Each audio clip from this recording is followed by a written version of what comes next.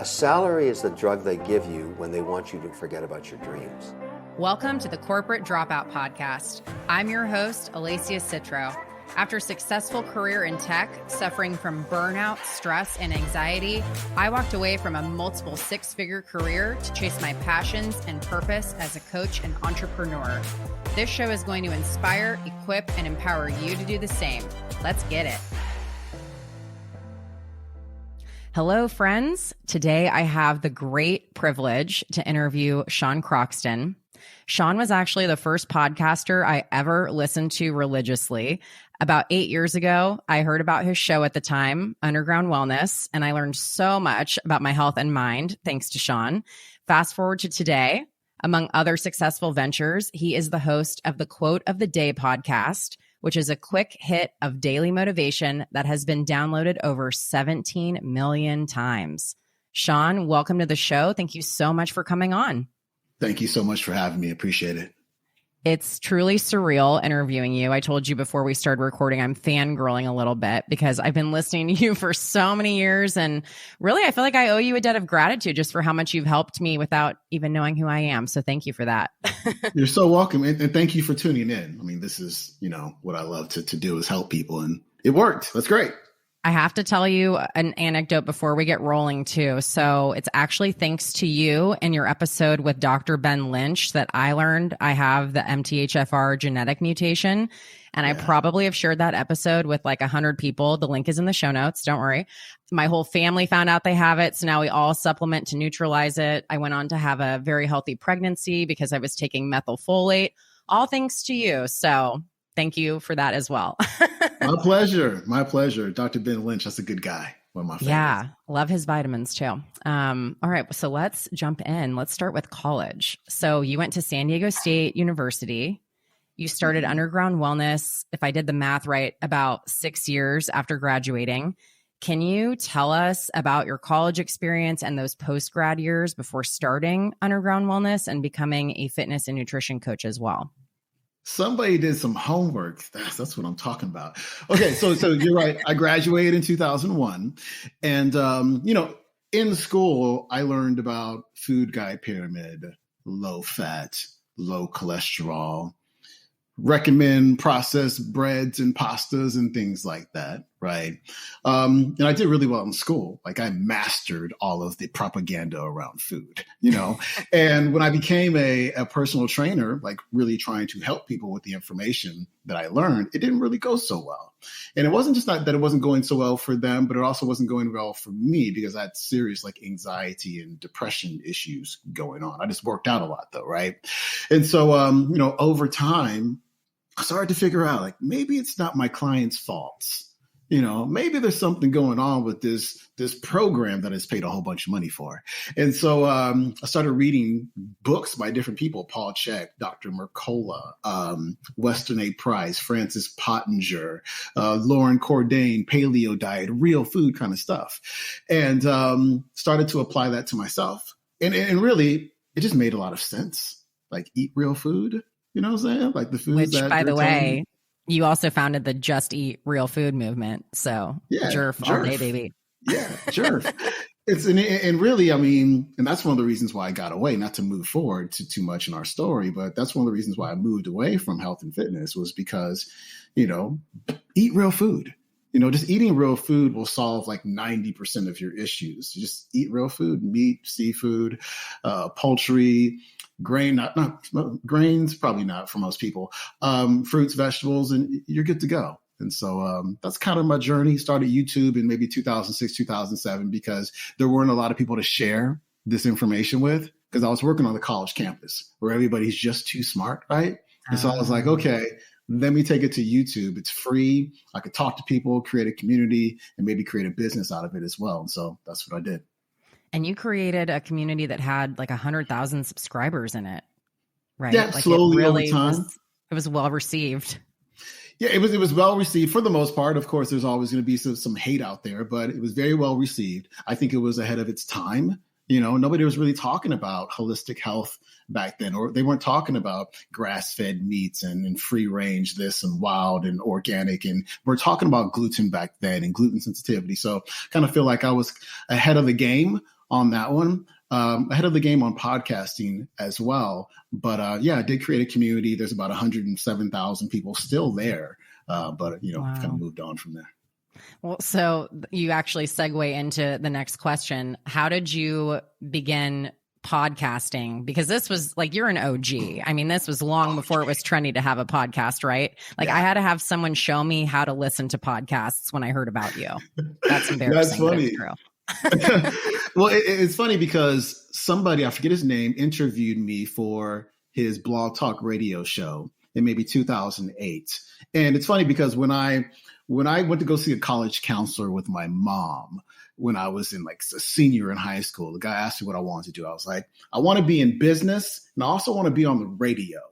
And so this guy interviewed me for his internet radio show on Blog Talk Radio. And we were done. I was like, so how did you do this? He's like, it's called Blog Talk Radio. You get your own show. It's free. It's like a half hour a day. You can have a show and anybody can sign up. And I was like, what?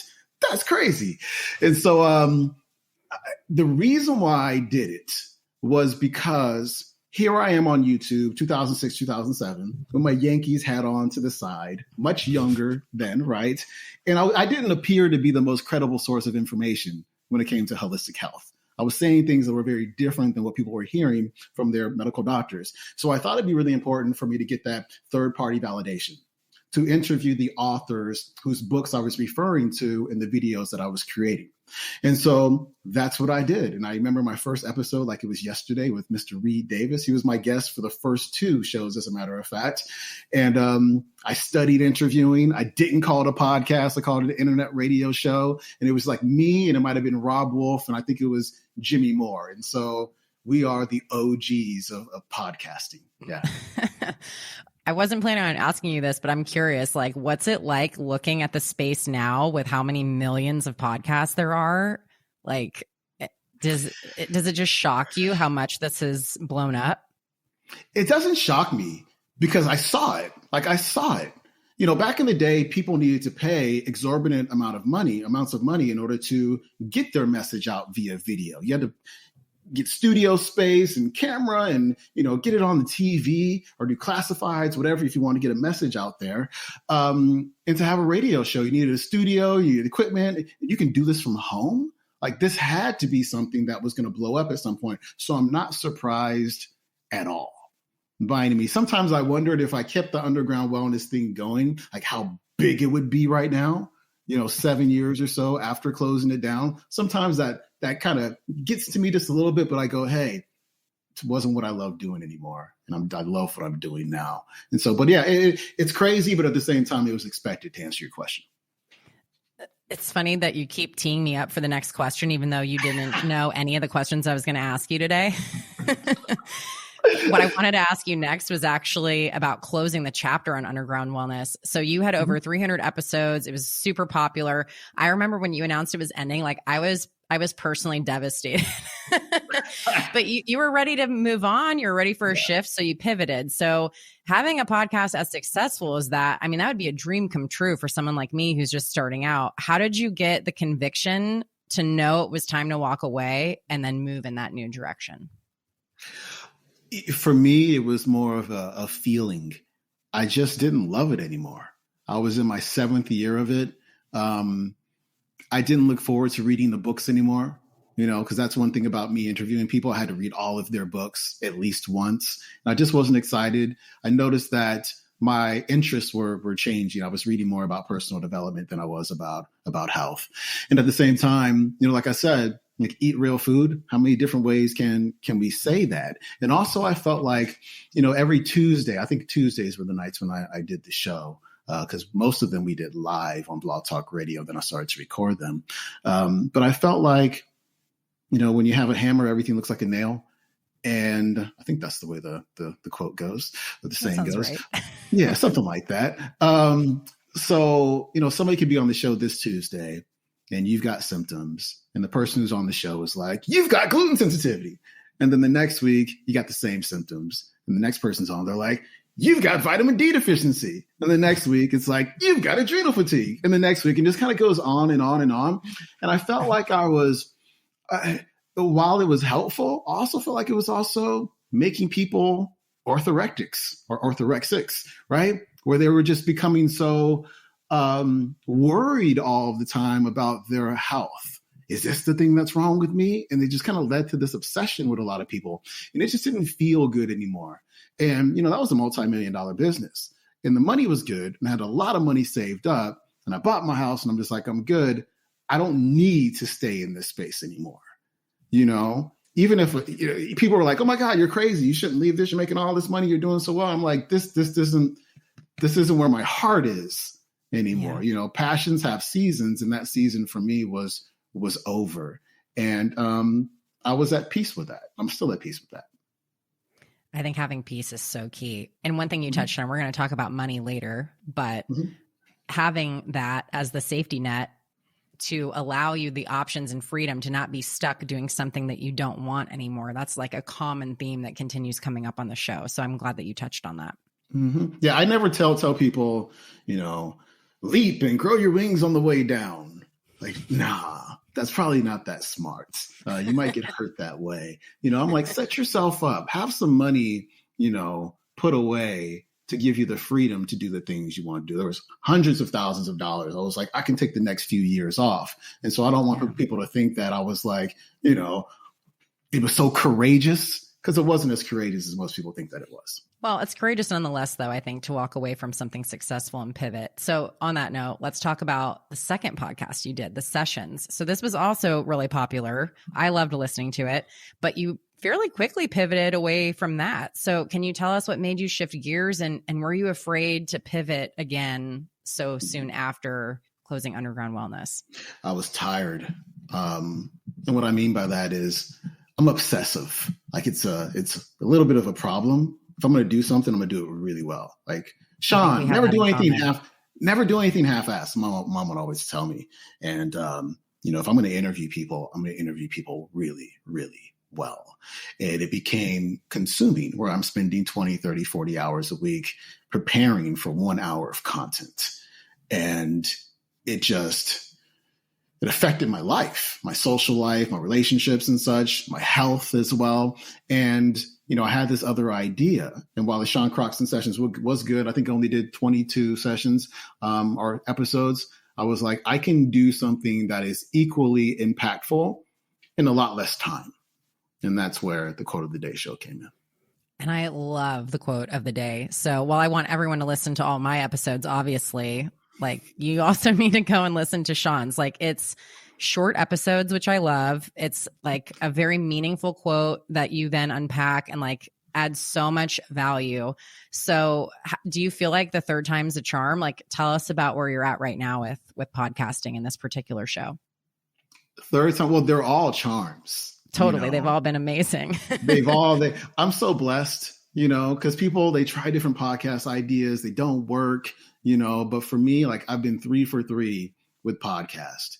And, the Quote of the Day is such a simple concept, and it's such a routine for people. It's usually 12 minutes or less. Sometimes it could be a little bit longer. And it's to the point now where the YouTube algorithm for me is so dialed in that on Monday mornings when I find the clips, they're literally right there on the homepage of YouTube for me. And it takes me about probably about 2 hours or so to find all of the content for the entire week. Wow. And usually I will record on a Monday afternoon or maybe a Tuesday morning. I just did it today. As a matter of fact, I was just a little behind, loafing around this week, but it took me about an hour to record all the intros and the outros. And that's it. It's about a 3 or 4 hour a week podcast that gets about 1 million listens per month, which is fantastic. And also pays as well. And so, you talk about 4 hour work week, like, this is the 4 hour work week. It's insane, right? Sometimes I'm like, maybe I should be doing something. Maybe I should be doing something else. But it has been definitely a charm for me, the Quote of the Day show, the idea, the execution, the audience, the consistency with that show have been huge.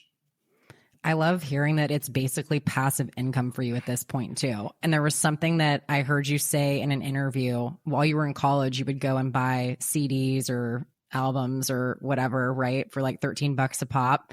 And you were doing the math on like, what are these artists bringing in to go gold or platinum, selling 500,000 or 1,000,000 copies. And so you didn't say it this way in that interview, but what I heard you say is you basically realized that, trading time for money was a losing proposition. Is that what sort of kicked you off into this abundance mindset and wanting to pursue passive income streams? Yes, but it's so funny because I just recorded this. I don't think I've ever shared this story today or before. It's, when I was growing up, till I was 10 years old, I lived with both of my parents and my brother as well. And my dad did really well. My dad made about $150,000 selling shoes, plus his swap meet money from the weekend in the 80s. My mom did well as well. So we didn't want for anything. We had a toy room. We had basketball in the back. We went to private school. When my parents got divorced when I was 10, my dad didn't want to pay child support. So he just rolled out, never to be seen or heard from again. Right. And we went from being well off to being poor overnight. Right.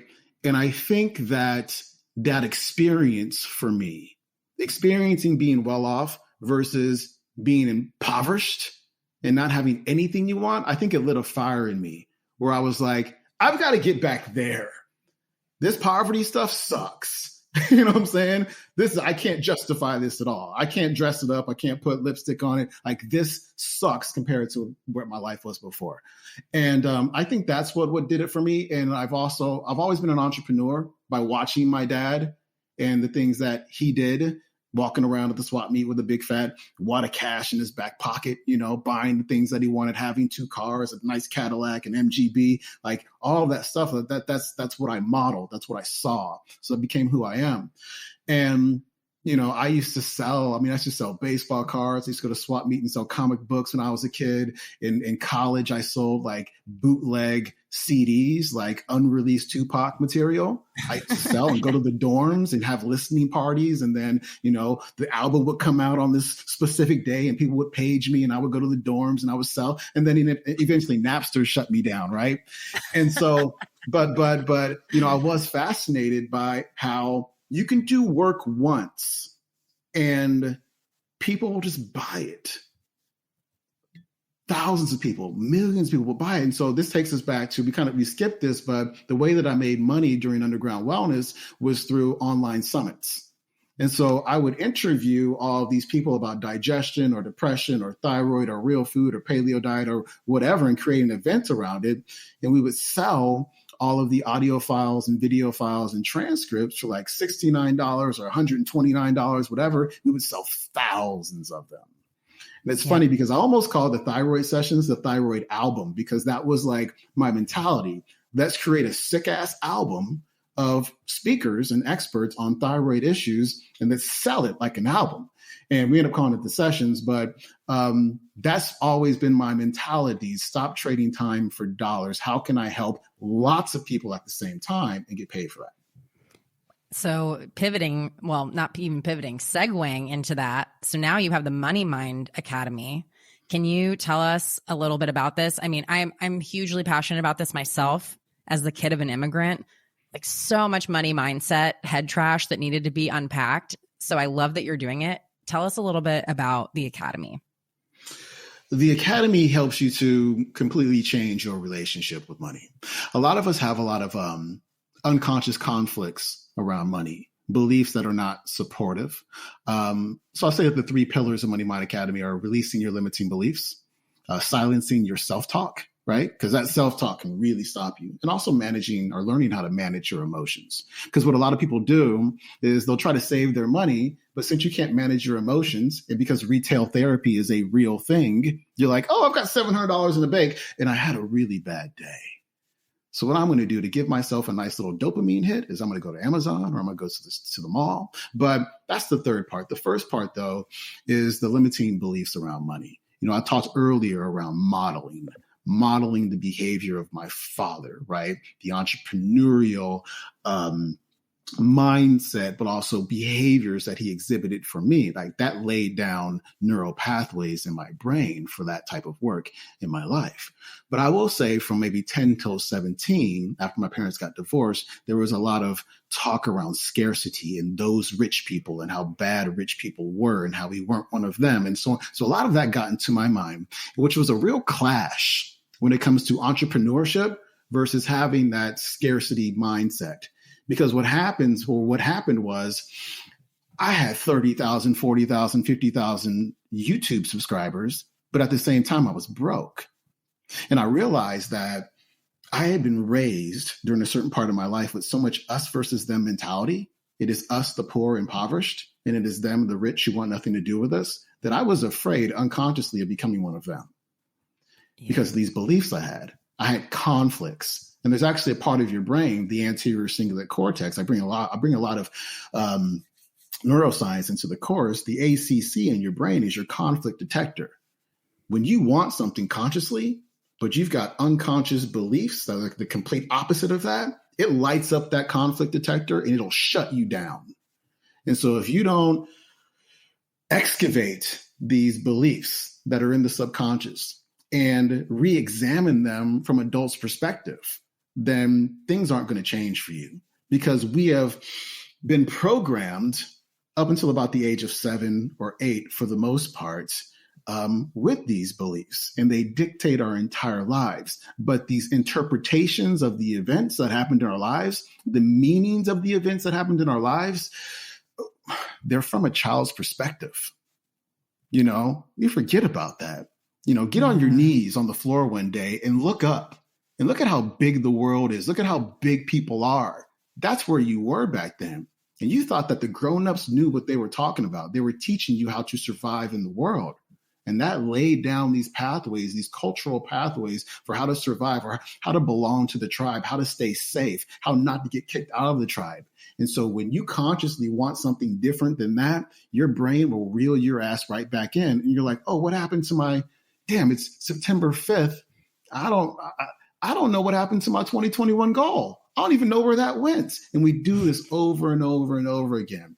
So again, I help people to find out what those beliefs are. Break down those beliefs as well. Oh, you can't have money and be spiritual. Look at your bookshelf. Your bookshelf, Deepak Chopra, Oprah, Gabrielle Bernstein. You go to all these people for your spiritual development. You know what they all have in common? They're all rich. So what? And rightfully so. Yeah. Well, so what do you mean you can't be rich and spiritual when you go to rich people for your spiritual advice? It doesn't really make sense at all. And so and so I get people. I have this hour, this 90-minute lesson. I think it's lesson number 3, where we just blow everything up, and everybody's like, "Oh my God, I can't believe I believe that for my entire life. That makes no sense at all." But it's like your ego takes all of these silly beliefs that we have, puts them in a really dark box and sticks them in the corner. And it's like, no need to look at these. These make no sense. Can't stand up to any scrutiny at all. Let's just keep these here. But they run our entire lives, especially financially. And so that's what the course is about: releasing those limiting beliefs, silencing your inner critic, raising your sense of self-worth. Because I know it's cliche, but your net worth will never exceed your self-worth. If you've got the self-worth of $50,000, I can give you $1 million today. You will find a way to get rid of it somehow, some way, until you got $50,000 left. This is what happens. And then also, again, managing your emotions is super important. You made me think of something. A friend of mine is working with a coach, and this coach does really, really well, but she never felt like she could have a $10 million year. She felt like 5 million was like the best that she could do, which is still incredible, right? Yeah. But she decided to shift her mindset. Like, no, I can make 10 million. And now she's on the path to doing it. So you have to do all this deep work and level up the bar, right? And level up yourself and just stop pegging at whatever arbitrary amount you think you can do. I love that. I think the self-worth thing is so huge. And also commit to the discomfort. It's uncomfortable, and commit to the anxiety. If you don't mind me going a 2-minute rant. No, Not really I'm loving a rant, this. but Soren Kierkegaard, talked about how anxiety is the dizziness of freedom. And so if we think about this, you sit down for a meal with a friend and you're at a restaurant and the menu's kind of thick. Let's say it's Cheesecake Factory, right? It's like 10 pages. That's exactly where my mind went, by the way. Yeah. Yeah. And your friend is like taking a half hour to choose. It's a side effect of freedom, right? Your friend is having anxiety. Your friend is like, I don't want to pick the wrong thing. They got 10 pages. I don't want to pick the wrong thing because if I'm wrong, then I'm not going to like my meal and and I'm going to feel this way and that way. And then eventually they're like, hey, server, what do you like? Because they don't have to take responsibility for it anymore, right? It's the server. It's what the server wanted. And this is life. Freedom is not easy. People think, freedom, yay, freedom. Like freedom isn't what you think. It's amazing, but at the same time, it can create so much anxiety. Because you have your life the way it is right now, the familiar life that you're living. And then you decide, you know what? There's this thing I really, really want. I'm going to go get it. And then you start to go and get it. But you're so out of your comfort zone that you're starting to feel that anxiety. And then you make a mistake. And your self-talk is like, see, you're not good enough. You're not smart enough. And you're feeling so much anxiety that at some point you go, you know what? I'm going to quit. Because quitting feels good. Avoiding pain, pleasure feels good, but also avoiding pain feels really good. So you're like, you know what? I'm going to do the snake and I'm going to go back over here. Then you're like, oh, well, I didn't get what I wanted, but it feels good over here. But about 2 weeks later, you're like, I still want that thing. And you're like, you know what? I'm going to go do this shit again. And you go and you do it and you feel the anxiety and discomfort and you make a mistake and you make it about yourself and you go right back. That's life. Yeah. You have a choice. Are you going to choose the anxiety of freedom? Or are you going to what we do is we pathologize the anxiety of freedom. There is real anxiety, but there's also like the anxiety of growth, the anxiety of becoming a better person, right? The anxiety of creating the life that you want. But because we have so pathologized it, because we made success like this dreamy thing, right? It's supposed to be easy, this overnight thing. Like we're afraid of that path. So we're like anxiety or depression, anxiety or depression. It's really your choice. I choose the anxiety. Successful people choose the anxiety. Everybody else doesn't. And they live a life of despair every single day, not realizing that anxiety is the way to get to where you want to go. Wow. That is the best reframe around the anxiety that I curse all day long that I've ever heard. So thank you for that. You're welcome. I wonder if the other reason that people avoid growth is because they are afraid of outgrowing their tribe. Do you find when you meet people that are trying to level up that that's a big thing that holds them back? Totally. Absolutely. I mean, look at Maslow's hierarchy of needs. You have your survival needs at the bottom. Then in the middle, you've got love and connection. That's the middle part of your brain, the emotional part of your brain. Then above love and connection is self-esteem, self-actualization. People get stuck in love and connection. Love and connection is great. Being part of a tribe is great. But sometimes that tribe isn't the tribe that's meant for you in terms of, you self-actualizing.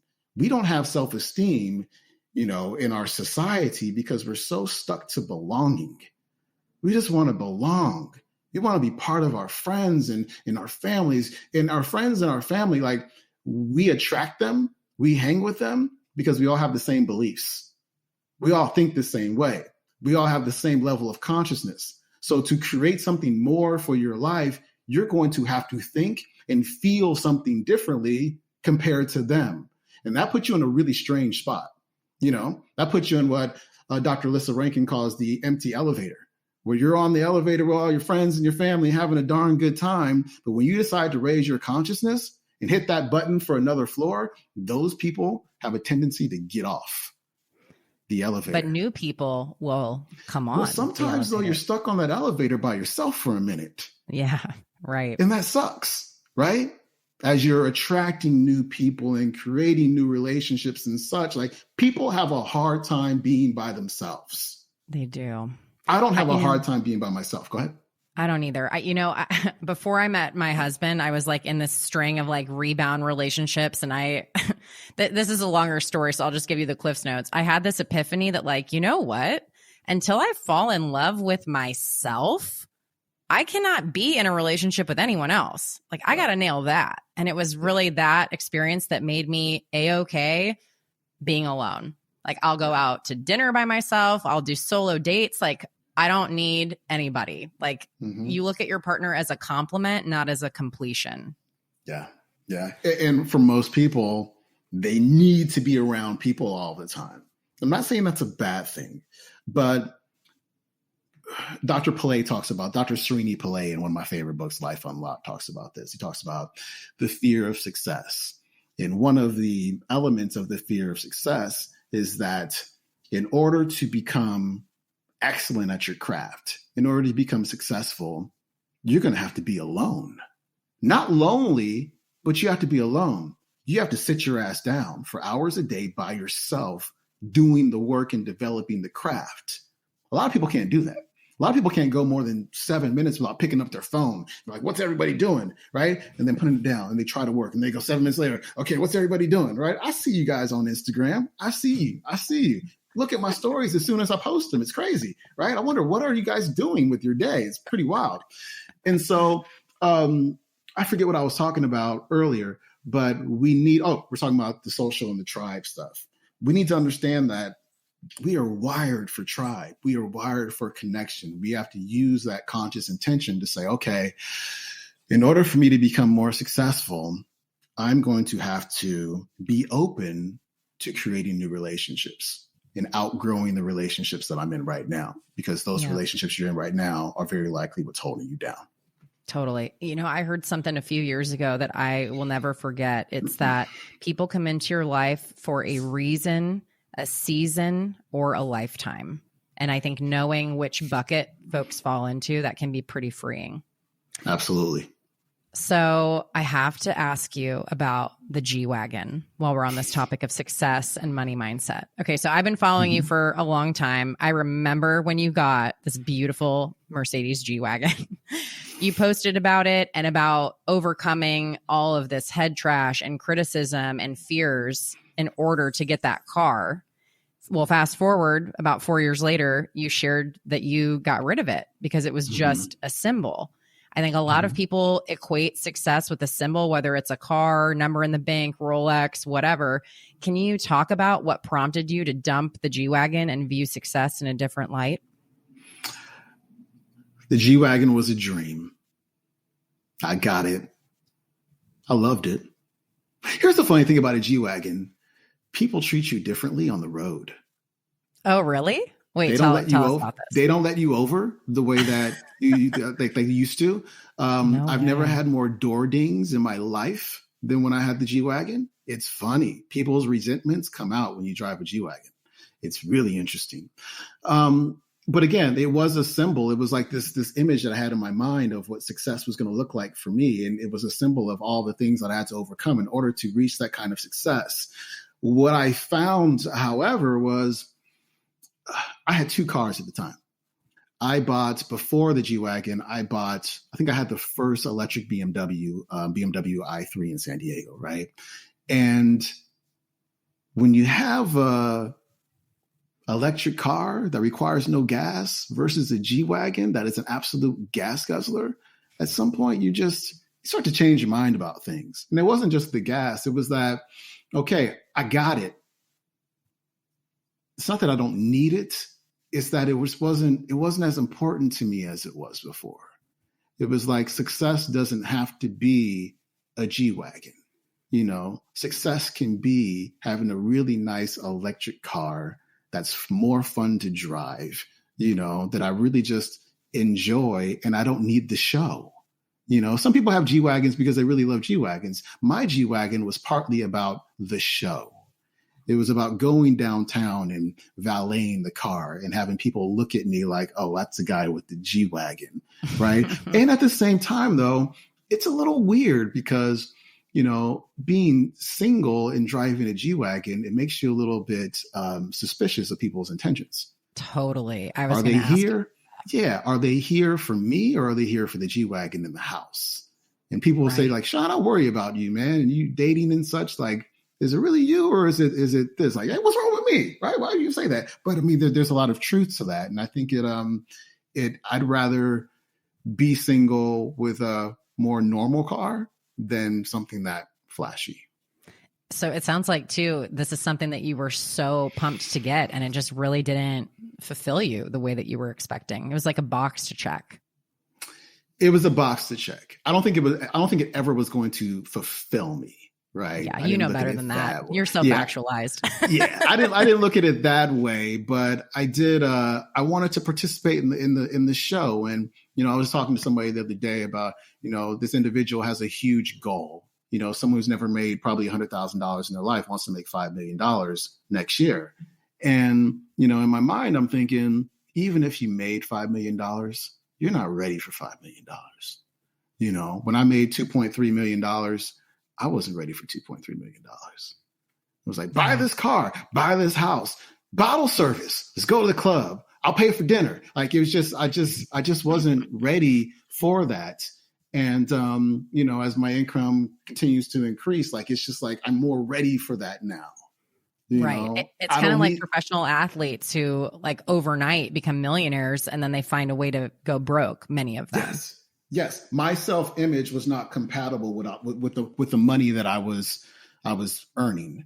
And so I was finding a way to piss it away. Yeah. Because it didn't I saw match. You post something the other day too. It was a book on your coffee table of Kobe Bryant, Mamba Mentality. And actually I'm doing an episode on this. I think it'll drop before this one does, but talking all about how like winning the championship, like that's not the dream. Waking up early, going to practice, like pursuing that's the dream. And I'm hearing shades of that with what you're saying too. Like having overnight success is not really as exciting as like the slow build for it. Would you agree with that? Yeah, I mean, it's exciting. Don't get me wrong, but the process is important. The work that you put in is important. There's a great book, Tim Grover's most recent book called Winning is about the athletes that he worked with and that mentality that they had, including Kobe Bryant. And, what I love is the obsession. Yeah. Like I love the obsession. I love sitting down for several hours a day and reading and getting better at things. I love that. I love the personal, the internal development, right? Because as I grow more internally, my external life changes at the same time. And I'm just getting started, and it's like, I'm 5 years in. I was reading Brendan Burchard's book the other day, his book about habits, high performance habits. And Brendan's been studying psychology and personal development for 20 years. Like I'm in year number 6. And it's just like, let's keep going. Let's keep going. Let's keep putting in our work. Like that excites me. Developing skills excites me. We had a series about this on the Quote of the Day show a couple of weeks ago. And too often I will ask people, so what are your skills? And they're like, I don't know. You don't have any skills. Like, I'm not sure if you ever watched Undercover Billionaire. Grant Cardone was on this season. And I didn't watch the whole thing. I just watched like the first 2 episodes. But, they take these very wealthy people and they literally drop them into some random town with no money. I think it's $100 and none of their cell phone contacts. And they have to use their skills in order to start making money, And I feel like because I have so many different skills that I have earned by sitting down and reading and learning and taking courses, you can take it all away. Everything. And I guarantee you 6 months from then, I'll be right back. Most people can't say that because they don't have skills. And they don't have skills because they're not willing to sit their asses down by themselves, turn off their phone and fucking work. Right? Oh my God. Preach. You have to work. We live in a very strange instant gratification society where people just expect things to happen. It's like, no, you have to be part of this. Yes. You have to put something in if you want to get something out. People don't want to give. People are really bad at giving. They don't feel like they have anything to give. And they're really bad at receiving too. So how can you ever expect to have any abundance in your life when both sides of the cycle you're deficient in? Yeah. I can't give. I don't have anything to give. People don't want what I have. Da, da, da, da, da. But I try to give you money. You're like, no, you shouldn't. That's quite a conundrum, right? So, I mean, I'm looking at you on video. I know the listeners can't see this, but you have this epic bookshelf behind you. And, if people haven't picked up on this already, like, you're incredibly well read and a voracious reader at that. Like, how many books would you say on average are you reading in a month? What month are we in? Ninth month? Probably just like 5 or 6. Oh, only 5 or 6? Yeah. I'm on book number 53 this year. Wow. And that doesn't include the books that I only read halfway. So it's probably a lot more than that, but I only include the books that I read like fully cover to cover. So it's just cool. I just feel like I'm upgrading my brain. I'm upgrading my life every time I read some. I was up until like 1:30 a.m. last night. Like, I was so into this book. I could not put it down. Like, I'm taking pictures of it and putting it on Instagram. Like, I'm just, what was it? It is a book about socialism. Damn, I forget the name of it. It's in my other room, but it's a book about how socialism is kind of taking over the country and the military as well. And it's so well written and so just simple and to the point, where he just really breaks down what Marxism is and what communism is, and all of the critical theories, critical law theory, critical race theory, all of this stuff, and how that is so infiltrated our society, and without people really knowing it and where it's leading to. I have a lot of different interests. Politics and social stuff is a big thing for me, as you know, from my Instagram account. I'm trying to separate that, though. You know what I mean? Because the two don't go together really well. Personal development. Well, I don't know, though. I mean, here's the thing. I feel like people need to be open to hearing things they may not agree with. And like, one of the things I admire about you so much is like, you just say what you think, even if it's not popular. And I was actually going to ask you this, like, what advice would you give to people who do feel like they have an opinion to share, but they're too afraid to because it's going to, decrease their following or get them canceled or whatever? Like, what do you say to that? Be who you are. There's this Ed Milet talk that I love, and he talks about getting to the end of your life and you get to meet yourself. Yes, and you can either meet your twin or you can meet a stranger. And what he means by the twin is the person you were supposed to be, at the end of your life. The person who's proud of all the things that you did, the way that you expressed yourself, what you created. Or, you can be the twin or you can be the stranger. Right? You can be nothing like that person. And I want to get to the end of my life, and I want everybody to get to the end of their lives where when they get there, they meet their twin, where it's like, okay, I rode this thing out the way that I really wanted to, without hiding, without being afraid of being canceled or being called this name or whatever. That's really important to me. And so when I have something to say, I just say it. And here's the cool thing about having so many skills. You can't cancel somebody who has skills. You can't. Yeah, so true. I can do anything. There's about 7 or 8 things that I can do really, really, really well. Even if it wasn't like in the public figure sense, I can be behind the scenes for a company or for entrepreneurs or whatever, still making lots of money and still doing what I love because of the skills that I have.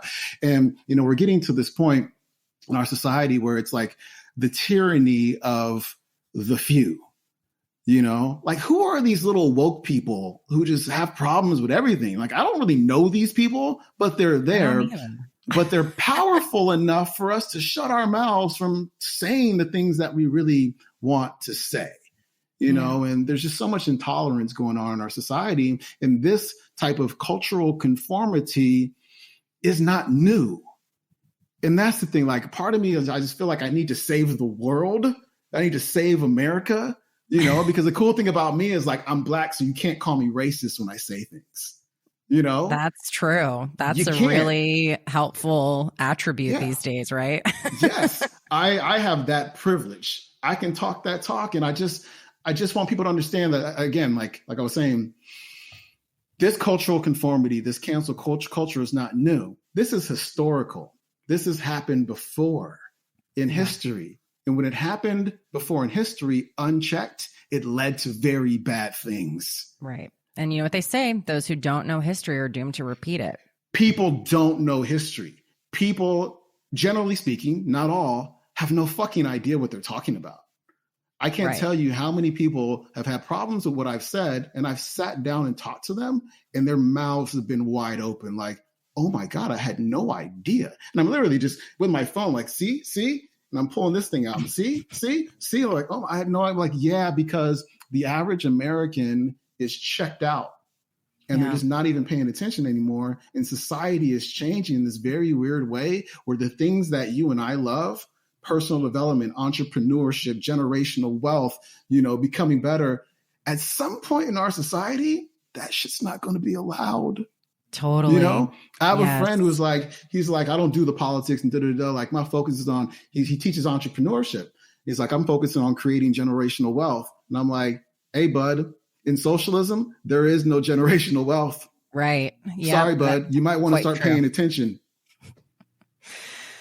Well, and a good friend of mine posted something the other day. Someone had asked her, why don't you ever talk about anything political? And she said, I feel like I can be at a higher vibe and like help more people and do more for the world if I kind of stay removed from that, which I totally see that too. And this is like this, conundrum I find myself in sometimes. I posted, well, at the time this airs, it'll be, history, but I posted about a bill that the California state legislature was looking at that would mandate statewide vaccination, which, if you want to get vaccinated, do it. If you don't want to, don't do it. Like I'm more of like maybe libertarian.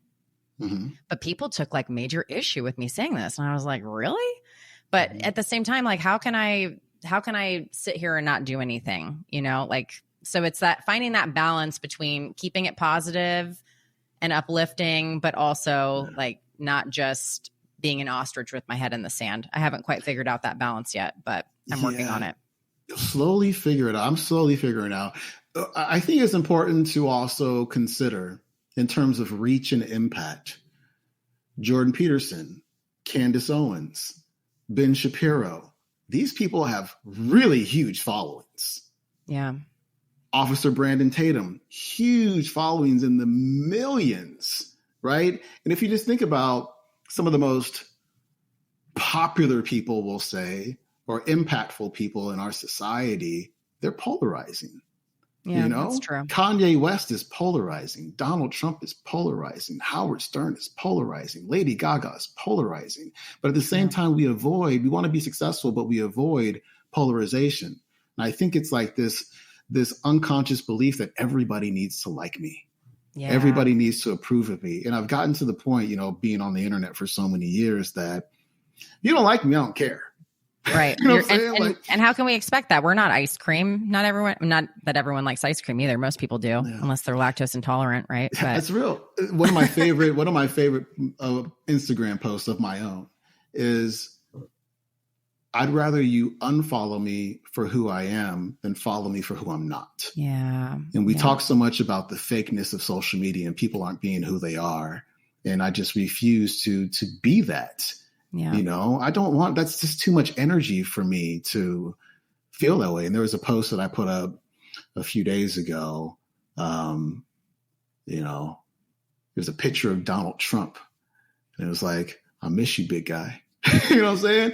And how many follows did you get from that? 500 immediately. Like every time I refreshed, it was like, 16.8, 16.7. It was like immediately, but I was like, I felt like, and ever since then, I walk with my spine a little straighter and my head a little taller and my shoulders a little broader. And I take up a little bit more space than I did before because I just get to own exactly who I am. And if you don't like it, cool. If you do like it, cool. But I got to meet the twin. Yeah. I can't roll with a stranger. I want to meet the twin too. Yeah. Amen. So where can people find and connect with you? I want them to know about your book club, which is incredible. Money Mind Academy. Like, what are all the ways that people can get in on all the goodness and value that you are adding to the world, whether or not they like your politics, because don't get in the way. It's people, when they talk to me about my politics, they understand, which is pretty cool. It's all about communication. We need more communication and understanding. But thank you for asking the question. SeanCroxton.com is my website. You can follow me on Instagram at Sean Croxton. If you're interested in my political stuff, it's Sean is not oppressed is my new Instagram handle, right? I didn't know about that one. That's brand new, just a couple of days. I'm not oppressed. So Sean is not oppressed. Let's see what else. The website's going to be brand new. The website's been done, the new website, for the last 2 months. I just haven't switched it yet. I'm getting to the end of this Money Mind Academy launch. But I'm creating another course called the Entrepreneur's Mind Method. And so if you are an internet entrepreneur, you're taking all these $2,000, $3,000, $4,000, $5,000 courses and masterminds, you're not making any progress in your business, stop taking courses for now. And let's work on your mindset first. Yeah. Because the people whose courses you're taking, they're wired differently than you. And unless you change your wiring, I can just give you an example right now. Everything is figure outable. Marie Forleo. I love Marie Forleo. I love Marie. I've helped her sell B School. A lot of people have taken B School. Some people have gotten results from B School. A lot of people have not. What's the difference? Marie Forleo's mom, when she was very young, taught her that everything is figure outable. That's her programming. That is the programming of a successful entrepreneur. Not everybody's mom taught them that everything is figure outable. Yeah. People are wired differently. Gary Vaynerchuk in his book, I'll be done in a second. Gary Vaynerchuk in his book, Ask Gary V, he said he was raised by his parents to have very high self-esteem, to march by the beat of his own drum. And people wonder why Gary Vaynerchuk is so successful. Maybe that has something to do with it, right? Yeah. Different wiring. And so this course I'm going to be teaching later on this year is about how to change that wiring as an entrepreneur. So you see yourself differently. You see sales, money, as well as marketing differently, because a lot of people have conflicts when it comes to those three topics, which are really the core of your business. Yeah. So that's it for me, SeanCroxton.com. I love it. Thank you so much for coming on today. If you enjoyed this episode, make sure to tune in later this week. We are doing a business tip with Sean. It is a mini episode. If you've ever wanted to create a podcast, this is going to be a must listen. Thank you so much, everyone, for tuning in today, and we'll see you next time. Thank you so much for listening to the show. If today's episode added value to your life in some way, please subscribe, leave a 5-star review, and share it with someone who needs this. I'd love to connect with you on Instagram and hear how the show has inspired you. So tag me or slide into the DMs. Find me at Corporate Dropout Official or Alacia Citro. That's ALESSIACITRO and 2 underscores. Until next time, remember that you're a badass, stay focused, stay hungry, and dare to drop out.